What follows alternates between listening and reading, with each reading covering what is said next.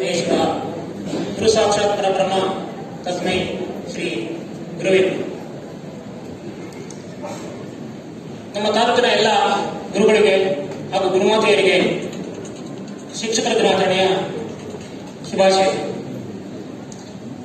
ನಮ್ಮ ದೇಶದ ಮಾಜಿ ರಾಷ್ಟ್ರಪತಿಗಳು, ಭಾರತ ರತ್ನ ಪ್ರಶಸ್ತಿ ಪುರಸ್ಕೃತರು, ಜಗತ್ತಿನ ಶ್ರೇಷ್ಠ ತತ್ವಜ್ಞಾನಿಗಳು, ಹಾಗೆಯೇ ನಮ್ಮ ಶಿಕ್ಷಣದ ಬಗ್ಗೆ, ಶಿಕ್ಷಕರ ಬಗ್ಗೆ ಅಪಾರವಾದಂತಹ ಗೌರವವನ್ನು ಇಟ್ಟುಕೊಂಡಂತಹ, ಅಲ್ಲದೆ ಅತ್ಯಂತ ಪ್ರಮುಖವಾಗಿ ನಮ್ಮ ದೇಶದಲ್ಲಿ ಶಿಕ್ಷಕರ ದಿನಾಚರಣೆಗೆ ಕಾರಣೀಕರ್ತರಾದಂತಹ ಸನ್ಮಾನ್ಯ ಸರ್ವಪಲ್ಲಿ ಡಾಕ್ಟರ್ ರಾಧಾಕೃಷ್ಣನ್ ಅವರ ಜನ್ಮದಿನ. ಅವರ ಈ ಜನ್ಮದಿನದಂದು ನಾನು ಅವರನ್ನ ನೆನಪಿಸಿಕೊಂಡು ಗೌರವಪೂರ್ವಕವಾಗಿ ಅವರಿಗೆ ನಮನಗಳನ್ನು ಸಲ್ಲಿಸಲಿಕ್ಕೆ ಬಯಸ್ತೇನೆ. ನಮ್ಮ ತಾಲೂಕ 2024ನೇ ಸಾಲಿನ ಶಿಕ್ಷಕರ ದಿನಾಚರಣೆಯ ಕಾರ್ಯಕ್ರಮದ ಉದ್ಘಾಟಕರು ನಮ್ಮ ನಿಮ್ಮೆಲ್ಲರ ನೆಚ್ಚಿನ ಶಾಸಕರಾದ ಶ್ರೀ ಭೀಮಣ್ಣ ಟಿ ನಾಯ್ಕರವರೇ, ಈ ಕಾರ್ಯಕ್ರಮದ ಅಧ್ಯಕ್ಷರು ಪಟ್ಟಣ ಪಂಚಾಯತ್ ಅಧ್ಯಕ್ಷರಾದಂತಹ ಶ್ರೀಮತಿ ಜನಿತಾ ಸುರೇಶ್ ನಾಯ್ಕರವರೇ, ಹಾಗೆ ಪಟ್ಟಣ ಪಂಚಾಯತ್ ಸ್ಥಾಯಿ ಸಮಿತಿಯ ಸದಸ್ಯರು ಆತ್ಮೀಯರಾದಂತಹ ಸುದೀಪ್ ನಾಯ್ಕರವರೇ, ಹಾಗೆ ನಮ್ಮ ರಾಜ್ಯ ಸರ್ಕಾರಿ ನೌಕರರ ಸಂಘ ಕ್ರಿಯಾಶೀಲ ಅಧ್ಯಕ್ಷರು ಆತ್ಮೀಯರಾದಂತಹ ರಾಜೇಶ್ ನಾಯ್ಕರವರೇ, ತಾಲೂಕಾ ದಂಡಾಧಿಕಾರಿಗಳಾದ ಇಮಾನ್ ಅವರೇ, ತಾಲೂಕಾ ಪಂಚಾಯತ್ ಕಾರ್ಯನಿರ್ವಹಣಾಧಿಕಾರಿಗಳಾದ ದೇವರಾಜ ದುರ್ಗಪ್ಪ ಅವರೇ, ನಮ್ಮೆಲ್ಲರ ನೆಚ್ಚಿನ ಕ್ರಿಯಾಶೀಲ ಕ್ಷೇತ್ರ ಶಿಕ್ಷಣಾಧಿಕಾರಿಗಳಾದ ಶ್ರೀ ಎಂ ಎನ್ ನಾಯ್ಕರವರೇ, ನಮ್ಮ ಪ್ರೌಢಶಾಲಾ ಶಿಕ್ಷಕ ಸಂಘದ ಅಧ್ಯಕ್ಷರಾದ ಡಿ ಕೆ ನಾಯ್ಕರವರೇ, ದೈಹಿಕ ಶಿಕ್ಷಣ ಪರ್ಯವೇಕ್ಷಕರಾದ ಎಂ ನಾಯ್ಕರವರೇ, ಡಿಆರ್ಸಿ ಅಕೌಂಟೆಂಟ್ ಆದಂತಹ ಚೇತನ್ ಕುಮಾರ್ ಅವರೇ, ಹಾಗೆ ಮಾಧ್ಯಮಿಕ ಶಾಲಾ ನೌಕರರ ಸಂಘದ ಕಾರ್ಯದರ್ಶಿಗಳಾದ ಲೋಕೇಶ್ ನಾಯ್ಕರವರೇ, ಕಸಾಪ ಅಧ್ಯಕ್ಷರಾದ ಶ್ರೀ ಗೋಪಾಲ್ ನಾಯ್ಕರವರೇ, ನಮ್ಮ ಎಂಡಿಎಂ ಸಹಾಯಕ ನಿರ್ದೇಶಕರಾದ ಉದಯ್ ಮೇಷ್ಠಾ ಅವರೇ, ಹಾಗೆ ಅತ್ಯಂತ ಪ್ರಮುಖವಾಗಿ ಹೊಸ ಒಂದು ವಿಷಯ ನಮಗೆ ಗೊತ್ತುಕೊಳ್ತಾ ಇತ್ತು. ಶ್ರೀ ಕೆ ಜಿ ನಾಗರಾಜ್ ಅವರು ನಮ್ಮ ಗ್ಯಾರಂಟಿ ಸಮಿತಿಗಳ ಅಧ್ಯಕ್ಷರಾಗಿ ಬಹುತೇಕ ನನಗನ್ನಿಸುತ್ತೆ ನಮ್ಮ ವೇದಿಕೆಯ ಮೊಟ್ಟ ಮೊದಲ ವೇದಿಕೆ ಅಂತ ಅನ್ಕೊಂಡಿದ್ದೇನೆ. ಅವರಿಗೆ ನಾನು ಮತ್ತೊಮ್ಮೆ ಅವರಿಗೆ ಅಭಿನಂದನೆ ಸಲ್ಲಿಸ್ತಾ ಎಲ್ಲರ ಪರವಾಗಿ.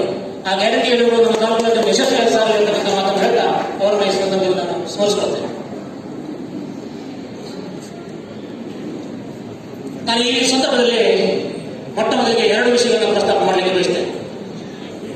ಇಂದು ಶಿಕ್ಷಕರ ದಿನಾಚರಣೆ, ನಮ್ಮ ಶಾಸಕರ, ಎಲ್ಲ ಸರ್ಕಾರದ ಎಲ್ಲ ಸಚಿವರ ಹಾಗೂ ಸನ್ಮಾನ್ಯ ಮುಖ್ಯಮಂತ್ರಿಗಳ ಕಾರಣದಿಂದ, ಮುಖ್ಯಮಂತ್ರಿಗಳ ಒಂದು ಅತ್ಯಂತ ಉತ್ತಮವಾದಂತಹ ಉತ್ಸುಕತೆಯಿಂದ ಮಾಡಿದಂತಹ ಕಾರ್ಯದಿಂದ, ಅಂದ್ರೆ ನಮ್ಮ ಪ್ರಾಥಮಿಕ ಶಾಲಾ ಶಿಕ್ಷಕರ ಸಂಘ ಹಾಗೂ ರಾಜ್ಯ ಸರ್ಕಾರಿ ನೌಕರರ ಸಂಘದ ಬೇಡಿಕೆಯಾದಂತಹ 7ನೇ ವೇತನ ಆಯೋಗವನ್ನು ಜಾರಿಗೆ ತಂದಿದೆ. ಆ ಜಾರಿಗೆ ತಂದು ಅದರ ಹೊಸ ವೇತನದ ಪ್ರಪ್ರಥಮ ವೇತನವನ್ನು ಸಹ ನಾವು ಇವತ್ತು ಪಡಿತಾ ಇದ್ದೇವೆ. ಹಾಗಾಗಿ ತುಂಬಾ ಸಂತೋಷದ ವಿಷಯ.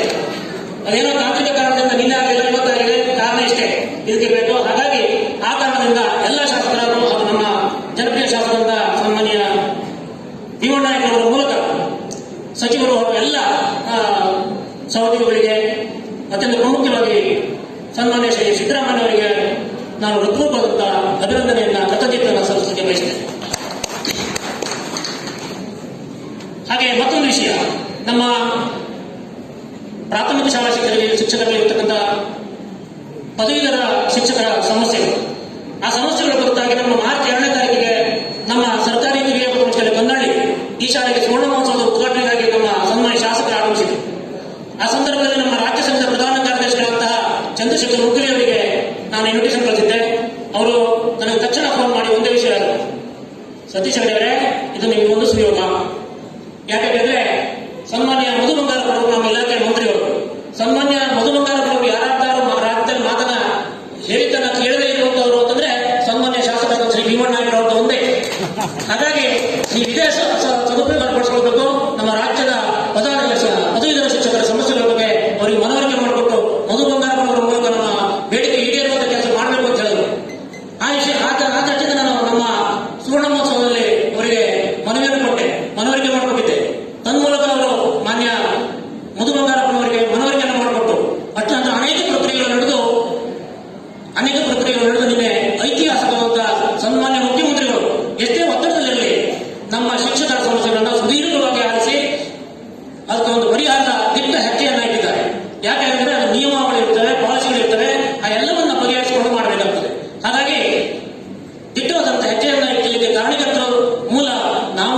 ನಮ್ಮ ಶಾಸಕರು. ಅದಕ್ಕಾಗಿ ನಾನು ಎಲ್ಲ ಪದವೀಧರ ಶಿಕ್ಷಕರ ಮೂಲಕ ಪರವಾಗಿ ಹೃತ್ಪೂರ್ವಕವಾದ ಅಭಿನಂದನೆ ಶಾಸಕರಿಗೆ ಸಲ್ಲಿಸುತ್ತೇನೆ. ನಮ್ಮ ಸಂಘ ರಾಜ್ಯ ಸಂಘದ ಅಡಿಯಲ್ಲಿ ಬರ್ತಕ್ಕಂಥದ್ದು. ನಾವು ಯಾರ್ಯಾರು ವಾಟ್ಸಪ್ಪಲ್ಲಿ ಎಲ್ಲರೂ ಹೇಳ್ತಾರೆ ಅಂತೇಳಿ ನಾವು ಏನಾದರೂ ಮಾಡಲಿಕ್ಕಾಗಲ್ಲ. ಸರ್ಕಾರ ಇರ್ತದೆ, ಸಂಘ ರಾಜ್ಯ ಸಂಘ ನಿರ್ದೇಶಕರ ಮೂಲಕ, ಅವರ ಸುತ್ತೋಲೆಯ ಮೂಲಕ ನಾವು ಅತ್ಯಂತ ಉತ್ತಮವಾದ ಕೆಲಸಗಳನ್ನು ಮಾಡ್ತಕ್ಕಂಥ ರಾಜ್ಯದ ಕೆಲವೇ ಸಂಘಗಳಲ್ಲಿ, ಕೆಲವೇ ತಾಲೂಕು ಸಂಘಗಳಲ್ಲಿ ನಮ್ದೊಂದು ಅಂತ ಹೆಮ್ಮೆಯಿಂದ ಹೇಳಲಿಕ್ಕೆ ಬಯಸ್ತೇವೆ. ನಮ್ಮ ತಾಲೂಕಿನ ಎಲ್ಲ ಶಿಕ್ಷಕರು ಅತ್ಯುತ್ತಮವಾಗಿ ಸೇವೆಯನ್ನು ಸಲ್ಲಿಸ್ತಾ ಬಂದಿದ್ದು, ನಾವು ಗುಣಮಟ್ಟದ ಶಿಕ್ಷಣ ನೀಡುವಲ್ಲಿ ರಾಜ್ಯದಲ್ಲಿಯೇ ಮುಂಚೂಣಿಯಲ್ಲಿದ್ದೇವೆ. ಅದರ ದ್ಯೋತಕವಾಗಿ ಪ್ರತಿ ವರ್ಷ ನಮ್ಮ SSLCಯ ಫಲಿತಾಂಶ ರಾಜ್ಯ ಮಟ್ಟದಲ್ಲಿ ಗುರುತಿಸಿಕೊಳ್ಳುವಂತಹ ಫಲಿತಾಂಶವನ್ನು ನಾವು ನೀಡುತ್ತಾ ಇದ್ದೇವೆ. ಜೊತೆಗೆ ನಮ್ಮ ಜಿಲ್ಲೆಯಲ್ಲಿ ಅಂತೂ ಬಹಳ ವರ್ಷದಿಂದ ಪ್ರಥಮ ಸ್ಥಾನದಲ್ಲಿ ಇದೆ. ಹಾಗಾಗಿ ಇದಕ್ಕೆ ಕಾರಣೀಕರ್ತರಾದಂತಹ ಎಲ್ಲ ಪ್ರಾಥಮಿಕ ಹಾಗೂ ಪ್ರೌಢಶಾಲಾ ಶಿಕ್ಷಕರುಗಳನ್ನ ನಾನು ಈ ಸಂದರ್ಭದಲ್ಲಿ ನೆನಪಿಸಿಕೊಂಡು ಗೌರವಪೂರ್ವಕವಾಗಿ ಅಭಿನಂದನೆಯನ್ನು ಸಲ್ಲಿಸಲಿಕ್ಕೆ ಬಯಸ್ತೇನೆ.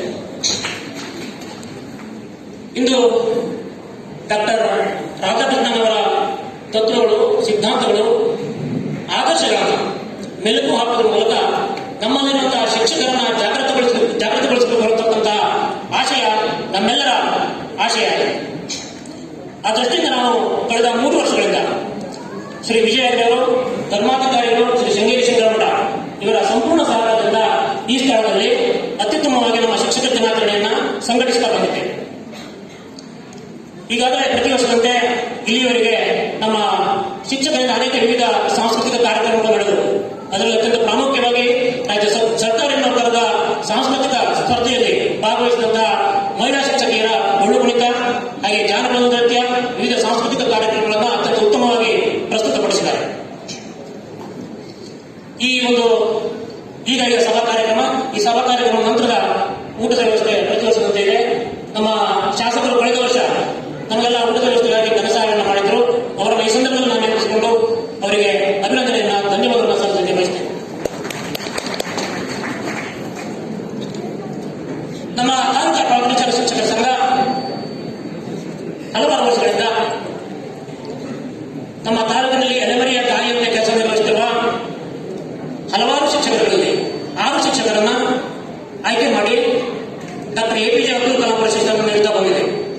ಈ ವರ್ಷ ಈ ಪ್ರಶಸ್ತಿಗೆ 1ನೇ ಶಾಲೆಯ ಶ್ರೀಮತಿ ಲಕ್ಷ್ಮೀ ನಾಯ್ಕ್, ಹೆಗ್ಗರಣಿ ಶಾಲೆಯ ಶ್ರೀ ನಾರಾಯಣ ನಾಯ್ಕ್, ತ್ಯಾಗಲಿ ಶಾಲೆಯ ಶ್ರೀ ವೀರೇಶ್ ನಾಯ್ಕ್, ಹಸೂರು ಶಾಲೆಯ ಶ್ರೀಮತಿ ಸುರೇಖಾ ಹೆಗಡೆ, ನಾಣಿಘಟ್ಟ ಶಾಲೆಯ ಶ್ರೀ ಶ್ರೀಧರ್ ಭಟ್, ಹಾಗೆ ಹಿರಿಯ ಮತ್ತು ಉರ್ದು ಶಾಲೆಯ ಪ್ರಕಾಶಾಚಾರ್ಯ ಇವರು ಆಯ್ಕೆಯಾಗಿದ್ದಾರೆ.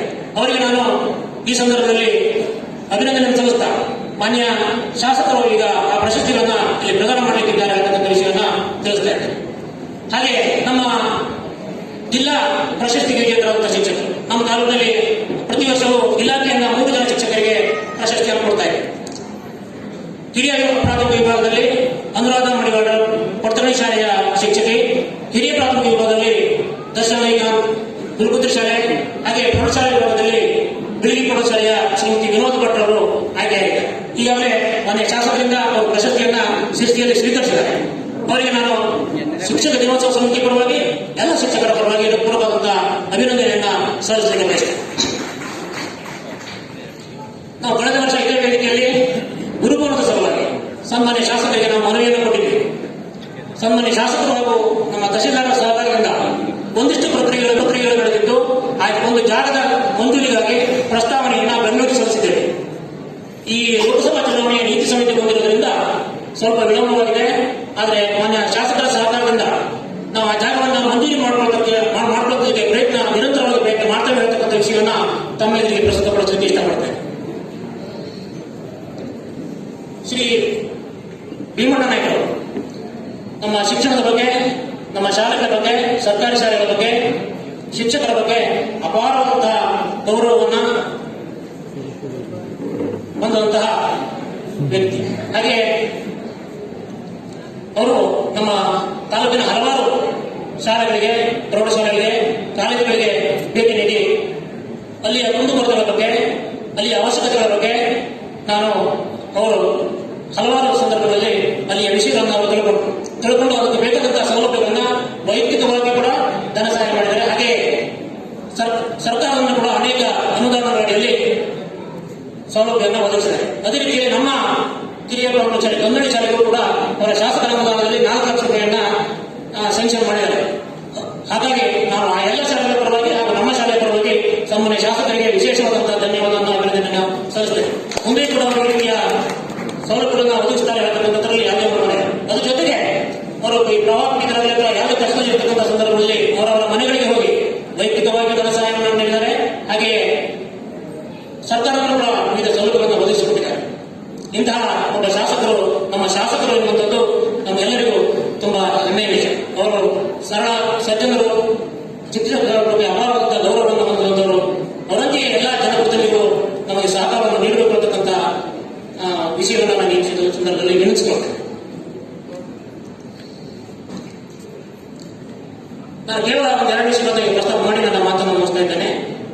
ಶಿಕ್ಷಕರು ಹಾಗೂ ಶಿಕ್ಷಣ ವ್ಯವಸ್ಥೆಯ ಬಗ್ಗೆ ಎದುರಿಸ್ತಾ ಇರ್ತಕ್ಕಂಥ 2 ಸವಾಲುಗಳು. ನಮ್ಮ ಶಿಕ್ಷಕರನ್ನ ಏನಾಗಿದೆ ಇವತ್ತು ಅನ್ಯಕಾರರಿಗೆ ಬಳಸಿಕೊಳ್ಳುವಂಥದ್ದು ತೀರಾ ಜಾಸ್ತಿ ಆಗ್ತಾ ಇದೆ. ಉದಾಹರಣೆಗಾಗಿ BLO ಇರ್ಬೋದು, ಸಾಕ್ಷರತೆ ಇರ್ಬೋದು, ಆರೋಗ್ಯ ಇಲಾಖೆ ಇರ್ಬೋದು, ಅಥವಾ ನಮ್ಮ ಬಿಸಿಯೂಟ, ಮತ್ತು ಸಾಕ್ಷು, ಹಾಗೆ ಮೊಟ್ಟೆ ಮತ್ತು ಚಿಕ್ಕಿ, ಇದರ ಅನೇಕ ಕಾರ್ಯಗಳಿಗೆ ನಮ್ಮನ್ನ ಬಳಸ್ಕೊಳ್ಳುವಂಥದ್ದು ಸ್ವಲ್ಪ ಜಾಸ್ತಿ ಆಗಿದೆ. ಇದರಿಂದ ಏನಾಗ್ತದೆ ಅಂದ್ರೆ ನಮ್ಮ ಮಕ್ಕಳಿಗೆ ಸಿಗ್ತಕ್ಕಂಥ ಈ ಒಂದು ಬೋಧನಾ ಸಮಯ ಕಡಿಮೆ ಆಗ್ತಾ ಇದೆ.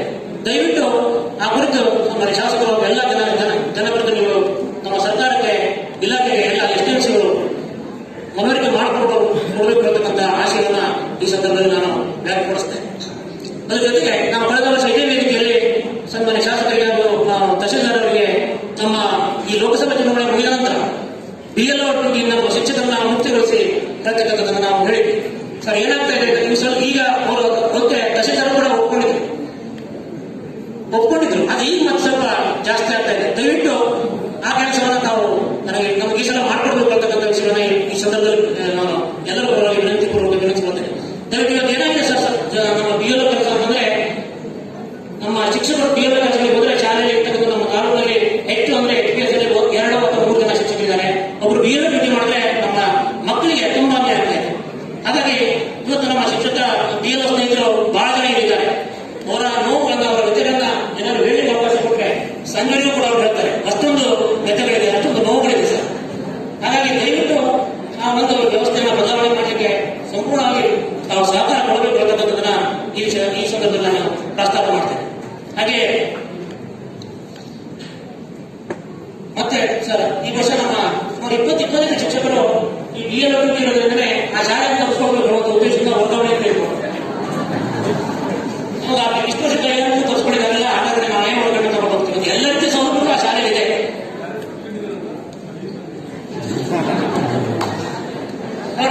ಅವ್ರು BLO ತಕ್ಷಣ ಮಾತ್ರ ಆ ಶಾಲೆಗೆ ಬರ್ತಾರೆ ಸರ್. ನೀವು ಆ ವ್ಯವಸ್ಥೆ ಕೊಟ್ಟರೆ ನಾನು ಮೆಚ್ಚಿ ಕೊಡ್ತೀನಿ.